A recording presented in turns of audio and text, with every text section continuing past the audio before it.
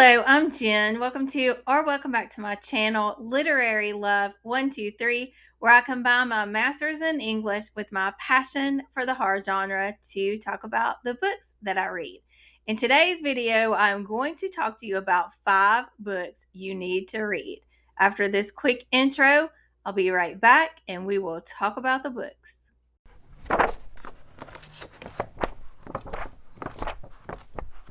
You may be asking yourself how I am going to convince you to read these 5 books. The answer is I'm going to give a brief synopsis of each of the 5 books, and each synopsis will be followed by quotes from the book. If the synopsis and the quotes appeal to you, then pick up that book. So let's get started. The first book that I want to talk about is S.A. Cosby's King of Ashes.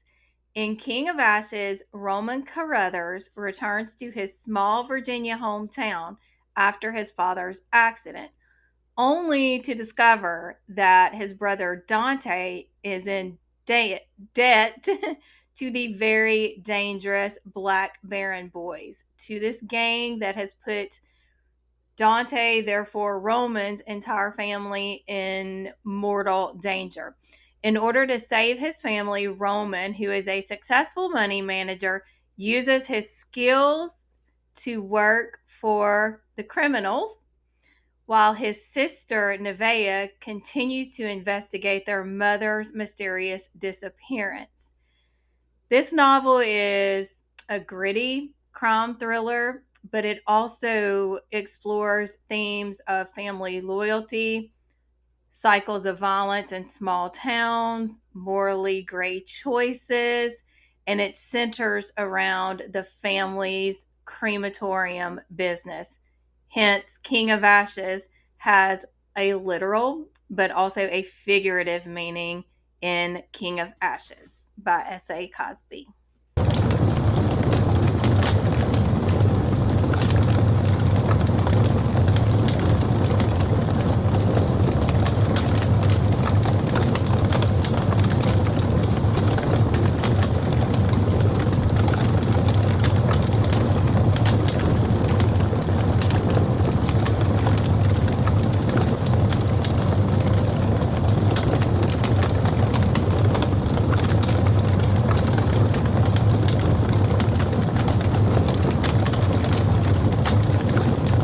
Second book I want to convince you to read is Private Rights by Julia Armfield. Private Rights follows 3 estranged sisters, Isla, Irene, and Agnes, who are forced to reunite after the death of their architect father in a London that is ravaged by unending rain and flooding. As they start to sort through their father's legacy in this big, beautiful home, they uncover very dark, very sinister family secrets that are connected to their mother's disappearance and to a sinister ritual.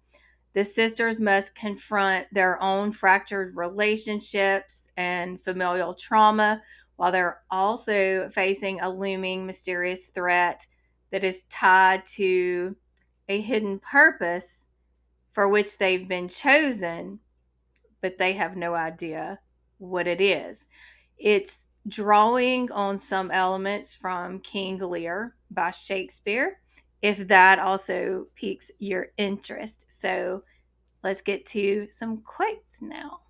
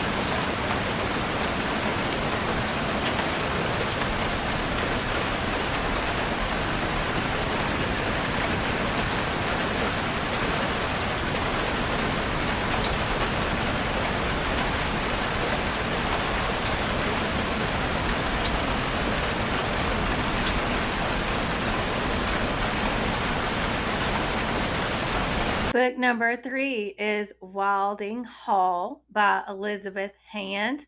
I will say that if you are a fan of Fleetwood Mac, then you may enjoy this book. Now, on to the synopsis. It is a very atmospheric story. It is gothic. It's told in epistolary format through fragmented recollections of a 1970s acid folk band and their associates, like their manager and significant others. It is told decades after the strange disappearance of their lead singer, Julian. And he disappeared during a summer recording of their album that really put them on the map completely, which also they were well known because of the, excuse me, the mystery surrounding that very strange summer.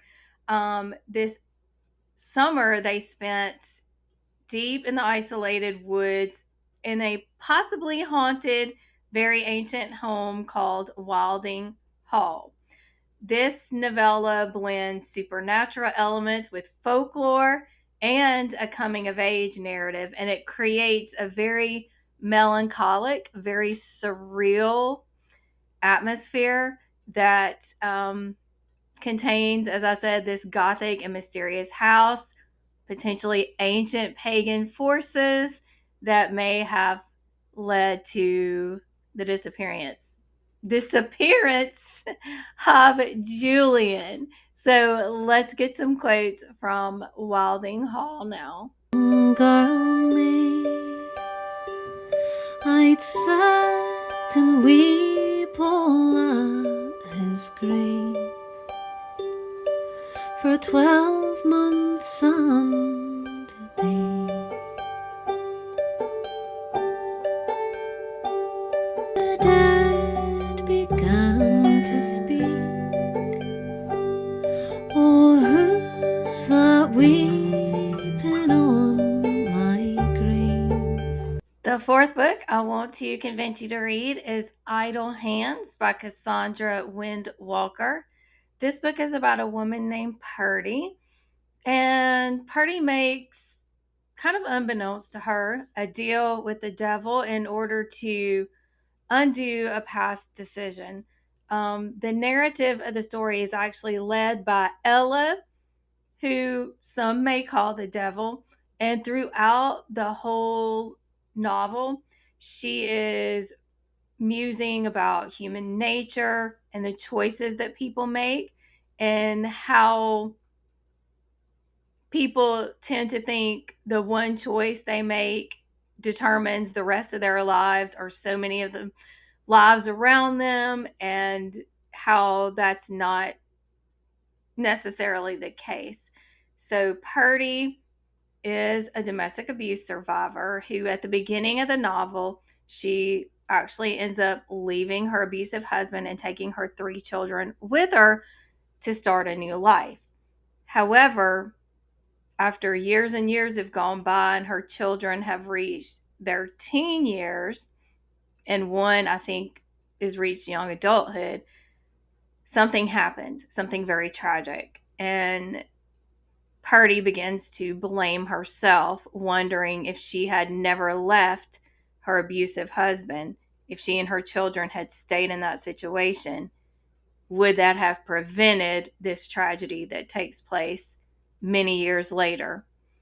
Even though both she and her children have been very happy after a rocky start, of course. There's a lot of talk about how painful and difficult it is to leave an abusive spouse, and how difficult it is if you have children, for those children to, even though they obviously have an awareness of how their father is, but it's still difficult now, for them to have to leave their home that they've known, and even a father that's abusive, it's still the father they've known.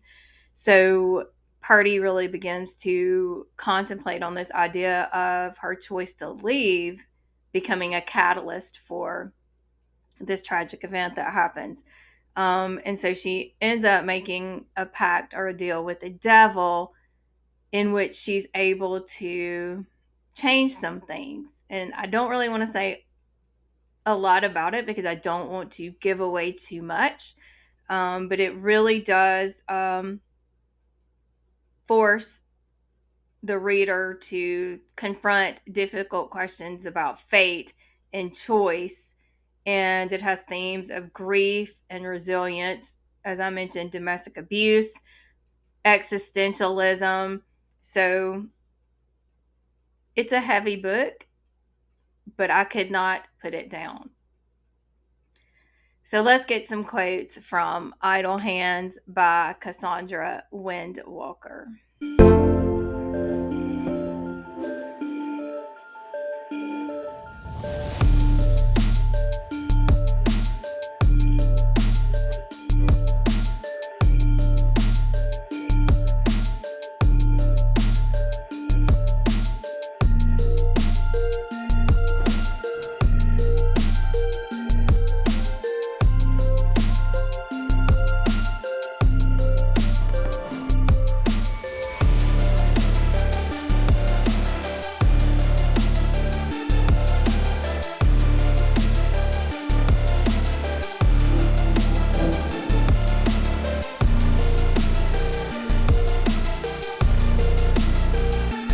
The fifth and final book that you need to read is Crypt of the Moon Spider by Nathan Ballingrud. Crypt of the Moon Spider follows Veronica, a woman whose husband sends her to a lunar mental institution in the early 1920s as her treatment for her melancholy. There, at the Barrowfield Institution, the doctor actually uses the silk of a giant deceased moon spider in a procedure that would be similar to a lobotomy. And he erases unwanted thoughts. And he does that by injecting brains with like this silk from this moon spider. But the experiment spirals into a cosmic horror, which then unveils a conspiracy involving the spider's ancient worshippers. It's very short. I think my Kindle edition was only 90 pages. It blends science fiction, gothic horror, and pulp elements as Veronica begins to uncover the truth behind the sinister activities taking place at the Barrowfield home. I compare it to the yellow wallpaper in that you have a husband who is sending his wife away or putting her away in some sort of treatment for melancholy. You have mistreatment of the mentally ill. You have, again, this blending of real life situations, real life horror of dealing with melancholia or depression, which I do. So this book was personal and it felt cathartic for me in a lot of ways. Sometimes, of course, people who battle major depressive disorder don't want to read about it. It can make it worse for some. So be careful if you go into it. Just know those things. Also, I want to mention that Crypt of the Moon Spider is the August pick for the book club that I run, the Literary Love Book Club. And the live show discussion will take place on Saturday, September 6th at 12 o'clock p.m. Central and 1 o'clock p.m. Eastern on my channel. And I will link that live show down in the description box below. So if you watch this video before the show, maybe you can catch the live. If you can't catch the live or you see this video after the live show, then you can go back and watch the replay. So now let's get into some quotes from Nathan Ballingrud's Crypt of the Moon Spider.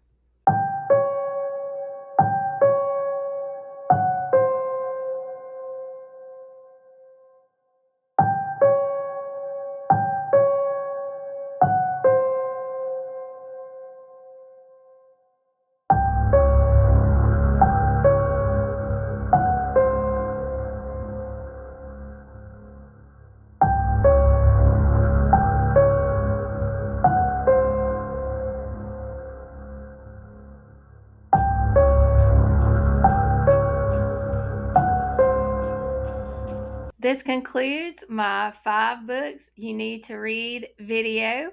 If you've read any of these books, let me know what your thoughts are in the comments. If you are interested now, if I have convinced you, I would love to know that too. What are 5 books or just one book that you think you can convince me to read by sharing a quote? Let me know.